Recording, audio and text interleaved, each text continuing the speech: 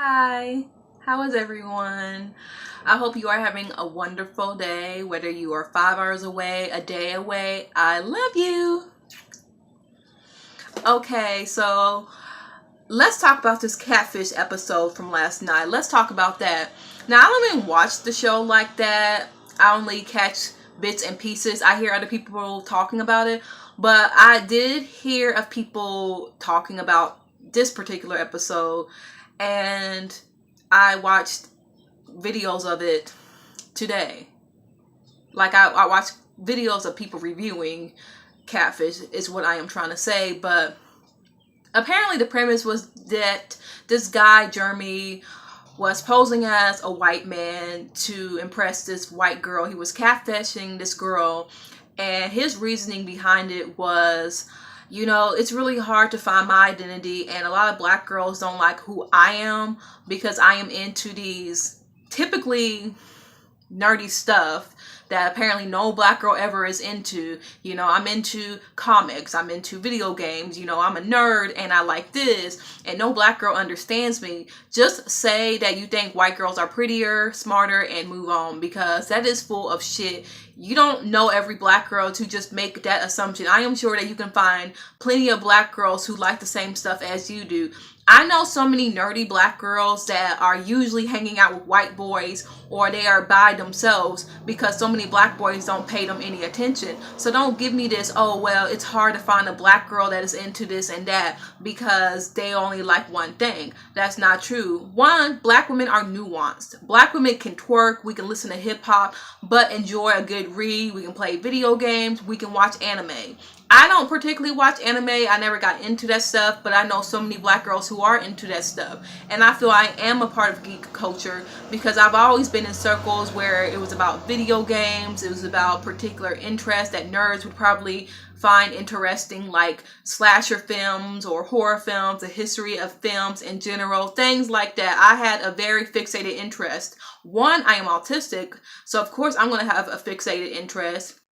But other than that, like, I like all the things that you claim to like, or if I'm not really into something, I'm still going to appreciate it because that's your interest. Like, you act as if no black girl in the history of black girls likes anime or likes stuff that has to do with smartness or being a nerd or anything that black women don't particularly frequent. Like, I understand, like, these are things that typically do not have black women frequenting, but that's usually because of misogyny war and the fetishism. I can't tell you how many times I'm on a video about movies or about video games, and they will look at my avatar and I get a bunch of guys hitting on me or saying things like, hey, what's up, baby? And they are typically white men that are doing this, by the way. And it's like, a lot of us just don't have time to be around misogynistic men, especially racist white men. And a lot of us don't have time to be around misogynistic black men. So that's typically the reason why we don't hang out with people like that. We tend to be by ourselves. We tend to like Sonic. We tend to like The Sims. We tend to have our own little niche of what games we like to play. But the thing is, we can say we like this game, but if it's not your typical game that you enjoy, then we fake nerds because we like The Sims or because we like old classic Sega games. We don't play Call of Duty, that type of stuff. Then I guess we fake nerds. Like, even if we do like video games, we have to like particular video games or else we're faking it. Like, it's like you're not video gamer you're not video gamer enough if you like this video game, but then you don't like this video game. That's how it is to be a woman in nerd culture. It's just a bunch of misogyny. And it's this ideal that if you are ugly, you can't be checked for. You're not a good nerd if you're an ugly nerd girl. But if you are attractive or thought to be attractive, they will still use that against you. They will pretend as if you aren't as smart, you aren't as intelligent, or you aren't as into something because of how you look. That's happened to me before, and I got it from both ends. Either they don't like the way that I look, or if they like the way that I look, then they assume that I'm not smart enough. So I don't buy black men that say black girls don't like me because I like video games, I like comic comic books because there are so many of them that do. You just ignore them. And I made a thread that said the problem is black men expect to find this perfect black woman that likes everything that they do. Like, they have to be a shadow of black men. They can't be their own person. They have to do everything a black man says.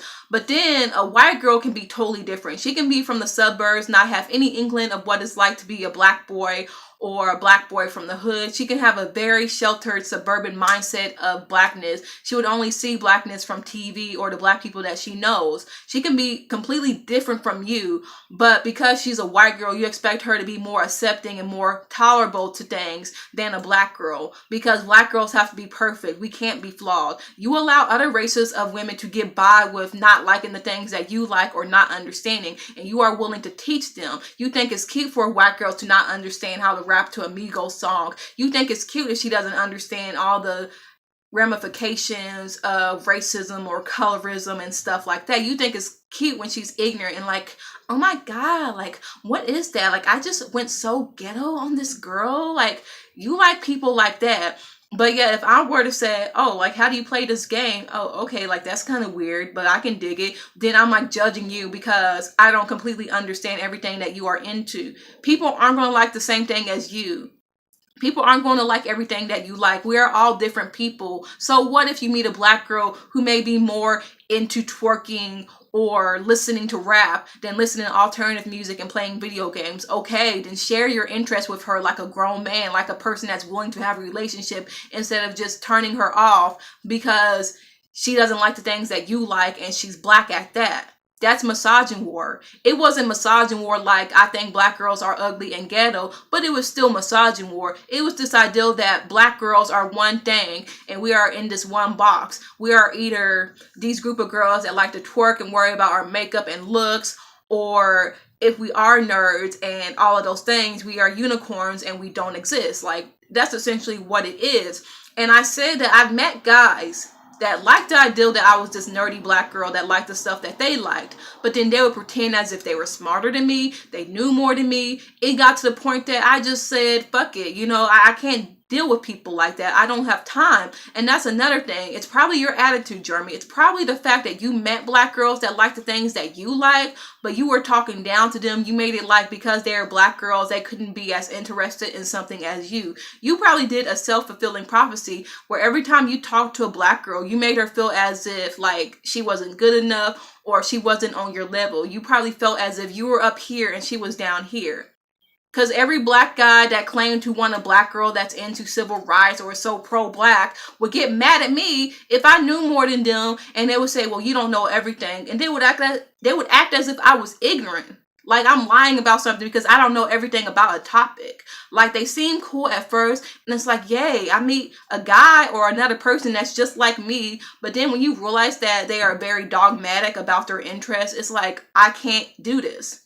Like I said, I've always been interested in nerd stuff.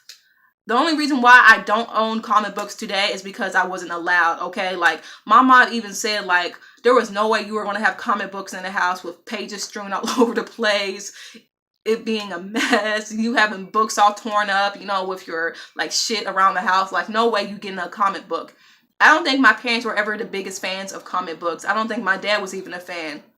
And he was the one buying video games and Game Boys for me because people who are autistic typically STEM, and we tend to have interest with video games, electronics, or textual entertainment like books.